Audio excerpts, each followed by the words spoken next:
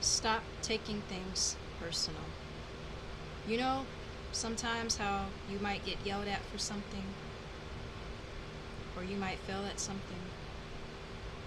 What's normally the first thing you do when you get yelled at or you fail? You may get upset. You might blame yourself. You might start thinking something's wrong with you. I find myself doing this so often, and it's affected a lot of my relationships in the past, and it's caused me to question myself. I try to remind myself not to take things the wrong way.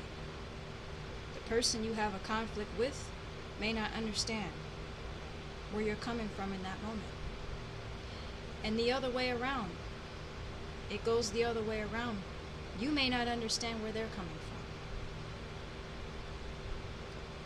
It's important to start having empathy, being humble, understanding where the person's coming from.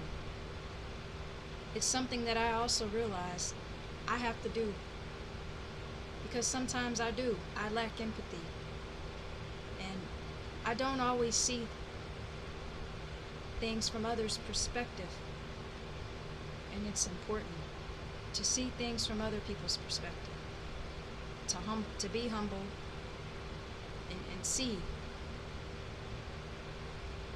A lot of times our ego can get in the way of that.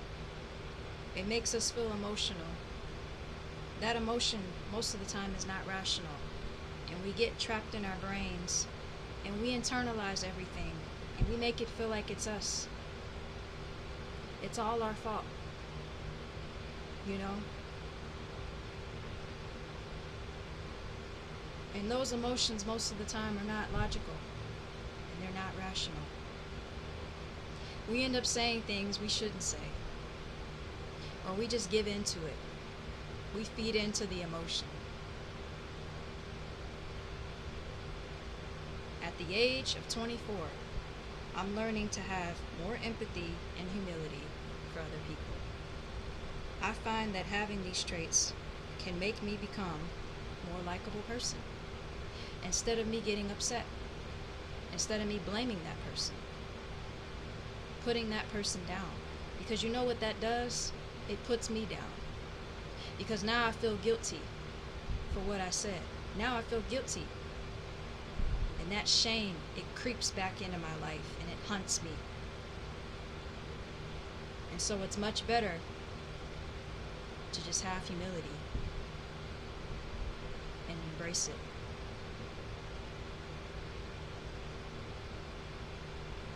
And it makes you a likable person. A person someone wants to work with. Because I find that we've turned away folks because we always assume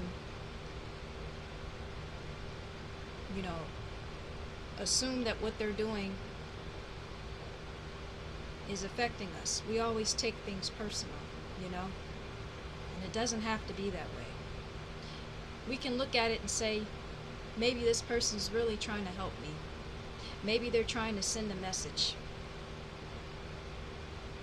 And if we can just embrace it and take it with a grain of salt and at least listen, that's enough. Instead of taking things personal and causing more conflict, we can learn to allow ourselves to experience things and grow. Because in the end, it will be a lot more fulfilling, and you'll find that you're happier and you're more fulfilled.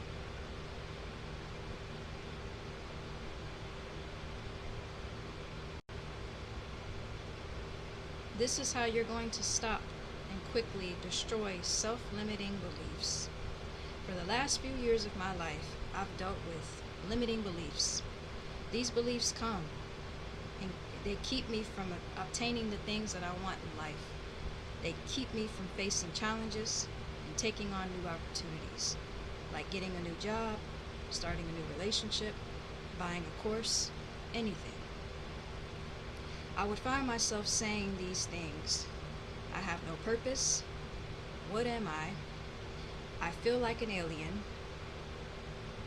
I'm not supposed to be here. Why me? I'm not attractive.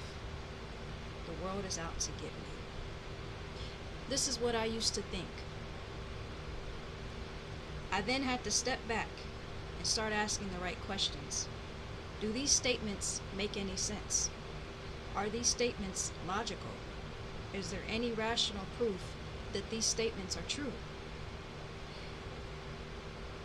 Is there any evidence that these statements actually exist? And can I prove that they're true? Come to find out, none of these beliefs make no sense, and there is no logical evidence to validate them. What I came to realize was that these beliefs were coming from my past.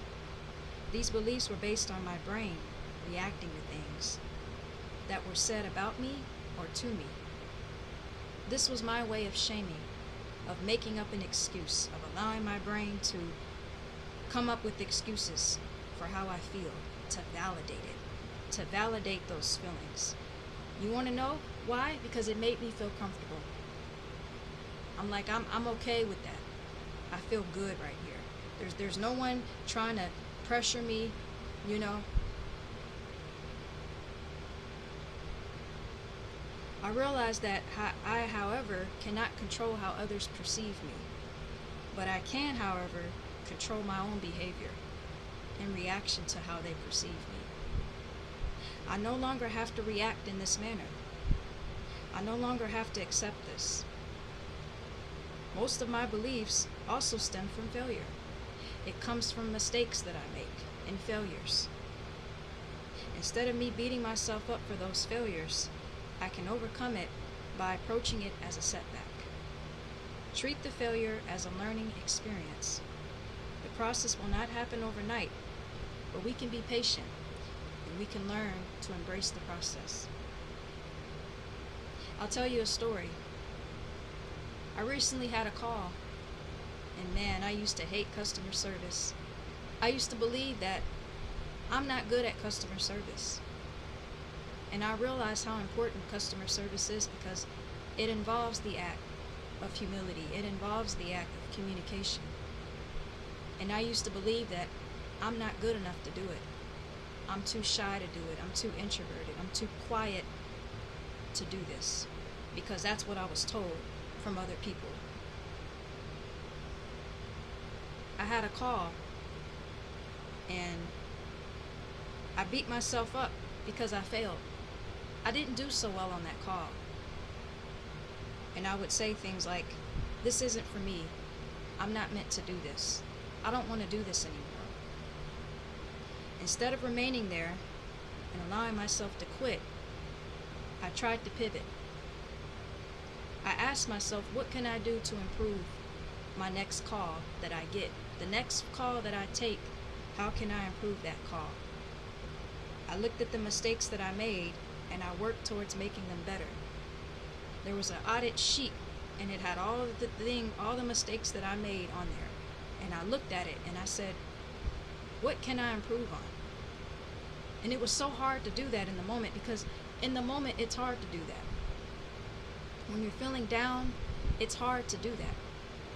But something deep inside said, look at that. Look at those mistakes that you made. How can you improve? Because you don't have to stay where you are. You can get better. And you want to know what happened? I passed it. I passed the test. I passed the call audit. And I surpassed it. My score went up. And every mistake that I made, I improved. And I didn't believe that I could do it. But I did it. I could only imagine if I would have just given up and quit. I probably wouldn't have felt as good. I would have felt guilty, shameful, regretful for giving up and quitting. Failure is an opportunity to grow.